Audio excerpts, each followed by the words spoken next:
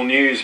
Former world number one Pat Rafter has proven he can still pull a crowd after playing his first professional game in 11 years yesterday at Kawana. The two-time US Open champ suited up for the Sunshine Coast Breakers in their Asia-Pacific tennis match. At 40, Pat Rafter's still got it.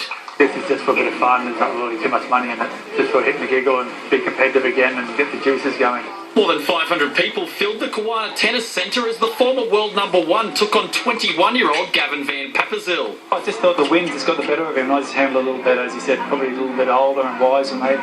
That's about it. But the wind certainly was a leveller out there. In a tough three-set, four-game format, Rafter went down 4-1 in the opener before bouncing back to win the next two sets. The best player doesn't win, though, necessarily, in this concept. As I said, I got lucky today.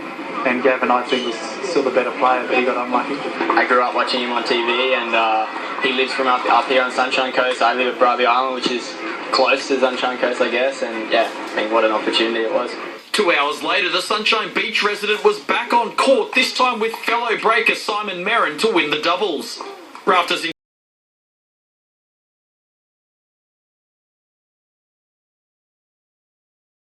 inclusion still wasn't enough to give the Sunshine Coast the tie, with the series locked at 3 apiece after 6 rubbers. The Brisbane Chargers won on a countback.